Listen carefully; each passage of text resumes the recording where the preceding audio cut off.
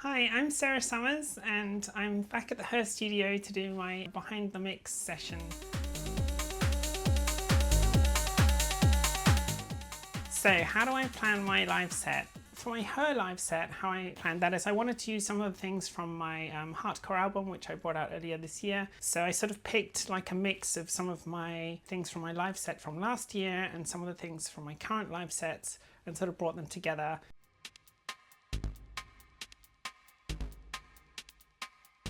So what is my favorite synth, modular and drum machine and stuff like that? One thing I do really love is the Erica Synth Percons, which is a hybrid analog digital drum machine, but I use it a lot for like making synth sounds. It can be very aggressive and I have to sort of sometimes be careful how much I use it because it's very rich and can be quite overpowering, but I do love it a lot. Then yeah, I love the Syntax. It's really good for bass and a lot of like synth sounds. Analog rhythm, of course, like I really love to use that for both like synth and drum parts, like putting samples through the filters and stuff like that. And then my modular, of course, because you can sort of, tailor that to whatever you're currently doing.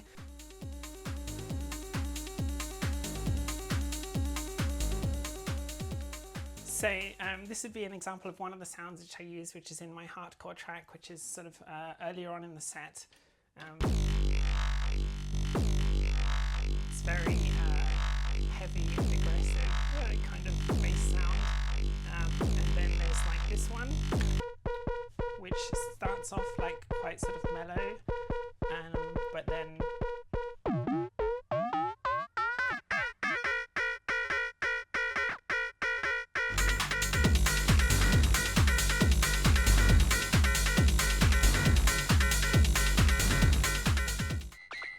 okey-doke.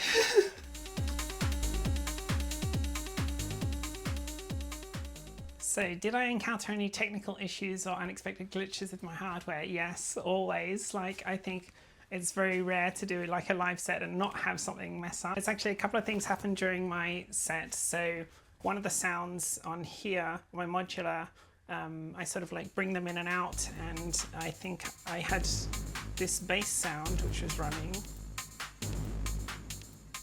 and I'd sort of cut it right down. And normally it sounds like this. And then I cut it right back, but I forgot to turn it off. So it was like running in the back a few times, and there's a couple of times in the set where I couldn't figure out where that sound was coming from, but it was just this, and in the end I did find it. Usually it's worse.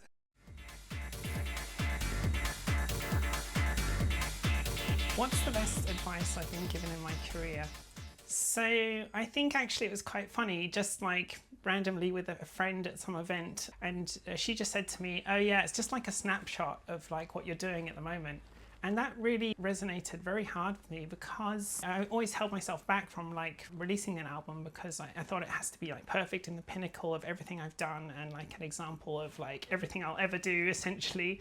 And I was just too much of a perfectionist about it. And instead of seeing it as like something that this is what I'm doing right now, and next year or in 6 months could be doing something completely different, and it shows like a journey and stuff like that. So for me, that was like one of the best things that somebody said to me.